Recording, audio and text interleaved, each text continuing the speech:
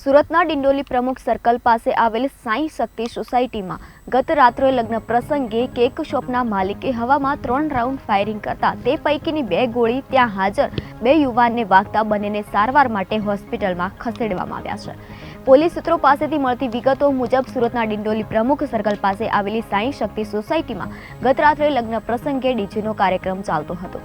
તે દરમિયાન ત્યાં જ રહેતા અને ડેનિશ કેક શોપના નામે કેકની દુકાન ધરાવતા ઉમેશ તિવારીએ પોતાની લાયસન્સવાળી રિવોલ્વરમાંથી હવામાં ફાયરિંગ કરતા ત્યાં હાજર સંતોષ બઘેલ અને અન્ય એક યુવાન વિરેન્દ્ર વિશ્વકર્માને ડાબા પગમાં ઈજા થતા બંનેને સારવાર માટે હોસ્પિટલમાં ખસેડવામાં આવ્યા હતા। બનાવ અંગે ઉમેશ તિવારી વિરુદ્ધ સંતોષ બઘેલે ડિંડોલી પોલીસ સ્ટેશન મથકમાં ફરિયાદ પણ નોંધાવી છે અને ઉલ્લેખનીય છે કે શરૂઆતમાં પોલીસને રિવોલ્વર સરખી કરવા જતા અકસ્માતે ફાયરિંગ થયાનું ફરિયાદીએ જણાવ્યું હતું।